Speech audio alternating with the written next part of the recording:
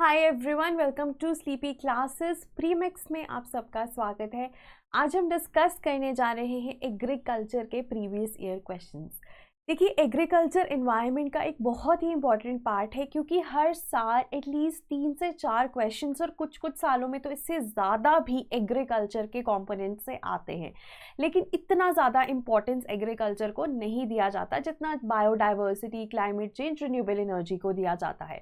So that is why this premix has been made in order to make you realize the importance of agriculture component, ताकि अगर आपने अभी तक उसको start नहीं किया है, रिवाइज करना नहीं शुरू किया है तो प्लीज कर दीजिए। At the end of this video please अपना स्कोर भी कमेंट्स में बताइए। तो शुरुआत करते हैं पहले क्वेश्चन के साथ। देखिए, पहला क्वेश्चन सिर्फ आपसे इतना पूछ रहा है कि इनमें से कौन सी चीजें वाटर कंजर्वेशन इन एग्रीकल्चर में हेल्प करती हैं। पहली स्टेटमेंट है रिड्यूस्ड और जीरो टिलेज ऑफ लैंड। देखिए, टिलेज होता है mechanical preparation of land by ploughing, ठीक है, ताकि उसमें हम सीड्स सो कर पाए। अब टिलेज के फायदे हैं कि वो एरेशन इंक्रीज करता है, एरेशन ऑफ सॉइल इंक्रीज करता है। दूसरा फायदा है कि वीड्स की ग्रोथ जो है वो कम हो जाती है, राइट।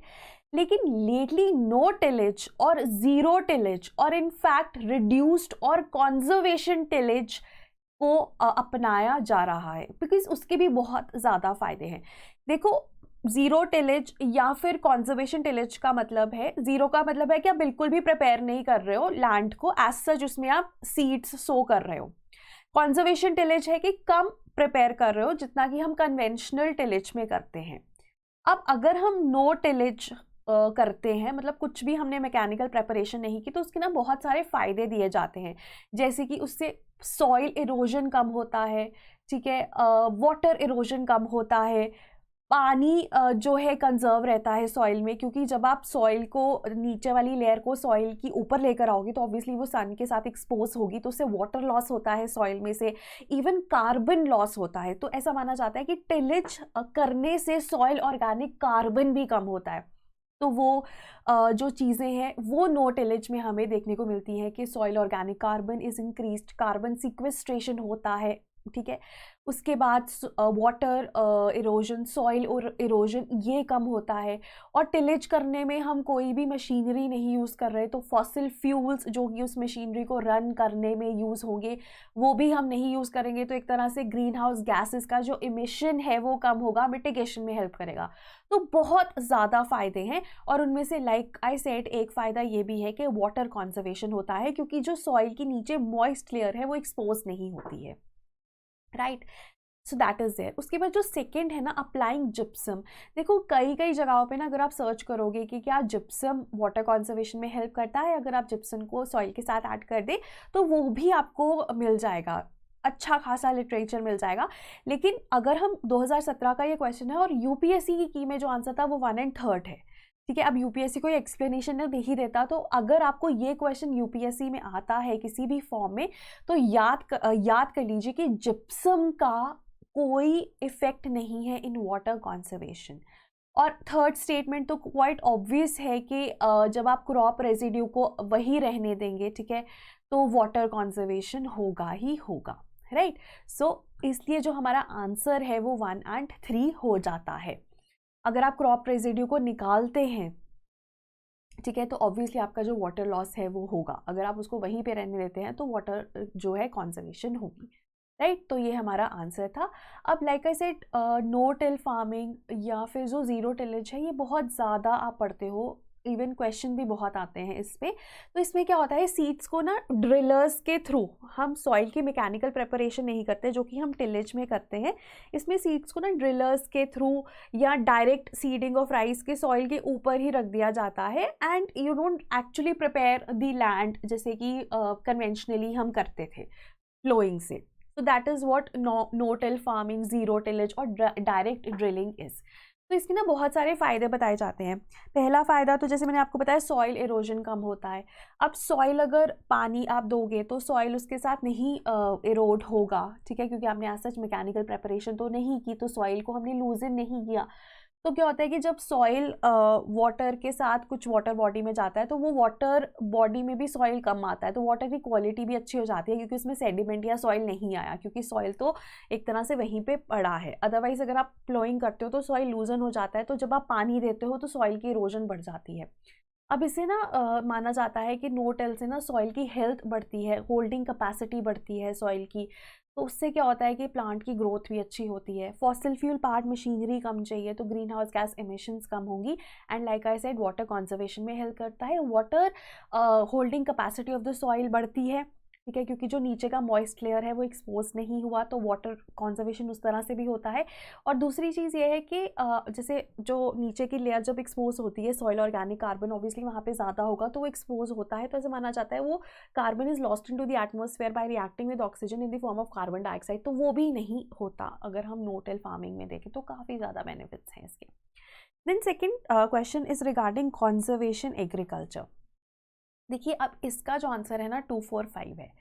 अब जब भी हम कॉन्जर्वेशन एग्रीकल्चर की बात करते हैं ना, उसमें 3 चीज़ें हैं, याद कर लीजिए। पहली मिनिमम टिलेज, ठीक है, मिनिमम टिलेज को कॉन्जर्वेशन टिलेज भी कहा जाता है, पहली चीज़ ये। दूसरा एस्पेक्ट है कॉन्जर्वेशन एग्रीकल्चर का कि आप ना क्रॉप रेजिड्यूज से ही सॉइल को कवर करके रखते हो, एटलीस्ट 30% जो सॉइल है वो क्रॉप रेजिड्यूज से कवर्ड रहती है, ताकि ऑब्वियसली वाटर लॉस ना हो, ठीक है। मिनिमम टिलेज में भी वाटर कंजर्वेशन होती है। और थर्ड है कि आप ना क्रॉप रोटेशन करते हो या क्रॉप सीक्वेंसिंग करते हो, ठीक है। जैसे हम कहते हैं ना कि एक ही टाइम पे हमने एक ही लैंड पे मल्टीपल क्रॉप्स लगाए हुए हैं, या हम क्रॉप रोटेशन बहुत रैपिडली कर रहे हैं, ठीक है। तो ये 3 एस्पेक्ट्स हैं ऑफ कंजर्वेशन एग्रीकल्चर, ठीक है। इसमें मोनोकल्चर नहीं होता and you don't have plantation crops. 3 aspects हैं, कभी भी कंजर्वेशन एग्रीकल्चर पे क्वेश्चन आ जाए तो आपके पास ये 3 एस्पेक्ट्स हैं कि आप मिनिमम मैकेनिकल सॉइल डिस्टर्बेंस या तो कंजर्वेशन टिलेज कर रहे हो या no tillage.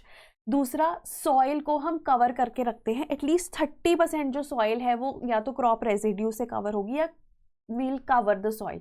Then there is also either there is varied crop sequences or associations involving at least 3 different crops. तो मतलब मोनोकल्चर तो नहीं होता है इसमें फॉर श्योर, ठीक है। तो ये 3 एस्पेक्ट्स हैं ऑफ कंजर्वेशन एग्रीकल्चर जो आपको याद करनी है। अब इसके ना बहुत सारे फायदे हैं, ईल्ड बढ़ जाती है, लैंड डिग्रेडेशन रुक जाती है, क्लाइमेट चेंज के लिए ये बेनिफिशियल है, तो वो सब इसके जो फ़ायदे हैं। बाकी हमने ज़ीरो टिलेज कर ही लिया है, जैसे ज़ीरो टिलेज आपको पता हो गया। उसके बाद क्रॉप को कवर करते हैं, तो क्रॉप से कवर करते हैं अगर सॉइल को, से भी वाटर कंजर्वेशन होती है। And then either you have winter cropping, कि एक ही टाइम पे आप 2 क्रॉप्स लगा लेते हो, या फिर 2 या 2 से ज़्यादा, या फिर आप सीक्वेंशियल मैनर में मतलब एक के बाद एक दूसरा क्रॉप लगा लेते हो, that is known as crop rotation, ठीक है। तो ये एस्पेक्ट्स हैं हमारे पास कंजर्वेशन एग्रीकल्चर के। Then moving on to the third question, these are advantages of zero tillage. अब देखो ऑब्वियसली अगर आप ये अटेम्प्ट करें खुद से तो आई वुड रियली अप्रिशिएट। अब देखिए जैसे हम लाइक आई सेड कि इसमें रेजिड्यू आप ऑब्वियसली अगर हम कोई टिलेज नहीं कर रहे हैं तो उसका सबसे बड़ा फ़ायदा ये है कि हम क्रॉप रेजिड्यू के साथ भी जो प्रीवियस क्रॉप का रेजिड्यू है उसके साथ भी हम जो सोइंग ऑफ वीट कर सकते हैं। जैसे अभी हम देखते भी हैं कि राइस के केस में स्टबल बर्निंग बहुत होती है, तो बेसिकली बट एक आपने अगर पढ़ा होगा happy seeder, direct seeding of जो हैप्पी सीडर होता है उसमें क्या होता है कि डायरेक्टली आप स्टबल के साथ ही वीट को भी सो कर देते हैं। So that is also method of zero tillage. We are not preparing the land as such, और मैकेनिकल प्रेपरेशन नहीं है, प्रीवियस का रेजिड्यू था और उसके साथ ही आपने वीट के सीड्स भी सो कर दिए, ठीक है। अब इसमें क्या होता है, पैडी में भी डायरेक्ट सीडिंग इज़ पॉसिबल, ये आपको सैपलिंग्स नहीं चाहिए, आपने सीडिंग दी because you are not actually doing tillage, तो आप टिलेज तो नहीं कर रहे हो तो आप डायरेक्टली सीड कर सकते हो, तो वो direct seeding of rice is also possible, wheat is also possible,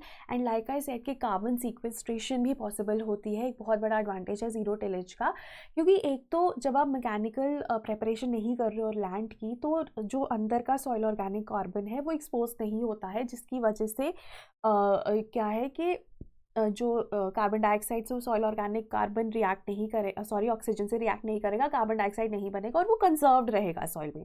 और इनफैक्ट ना बहुत जगह पे स्टडीज़ भी हुई हैं जो कि ये बताती है कि ज़ीरो टिलेज से कार्बन सिक्वेस्ट्रेशन होती है, मतलब कि सॉइल ऑर्गेनिक कार्बन का लेवल बढ़ता है, ठीक है, तो एक तो वो चीज़ है। और दूसरी ना, जब हम ज़ीरो टिलेज की बात करते हैं तो क्रॉप रेजिड्यूज़ आपने वही रहने दिए, तो वो जो क्रॉप रेजिड्यूज़ में कार्बन है वो कहीं ना कहीं सॉइल ऑर्गेनिक कार्बन में ही मर्ज हो जाता है अंटिल माइक्रोबियल एक्टिविटी होगी और वो एटमॉस्फेयर में चले जाएगा।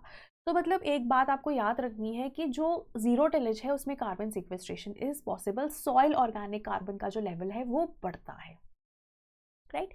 तो इसका जो आंसर है वो हमारे पास ऑल ऑफ द अबव है। देन फर्टिगेशन, फर्टिगेशन क्या होता है, जब आप ड्रिप इरिगेशन, ड्रिप होता है बूंद बूंद, है ना, ड्रिप इरिगेशन, बूंद बूंद से जब हम प्लांट्स को इरिगेट करते हैं, तो अब इरिगेशन प्लस फर्टिलाइजर्स, ठीक है, that is known as fertigation. Fertilizers plus irrigation से मिला है टर्म फर्टिगेशन, मतलब हम इरिगेशन के पानी में, जो कि ड्रिप इरिगेशन है, के साथ हम फर्टिलाइजर्स डाल रहे हैं। तो फर्टिगेशन भी एक बहुत इंपॉर्टेंट फिनोमिनन है, उसके एडवांटेजेस पूछे गए हैं। अब देखो, जो पहला है controlling the alkalinity of irrigation water, that is definitely possible. आप क्या करो, आप उसमें थोड़ा सा एसिडिक कंपोनेंट डाल दो, तो आप एल्कलिनिटी कंट्रोल कर सकते हैं सॉइल की, है ना, sorry of the irrigation water, है ना।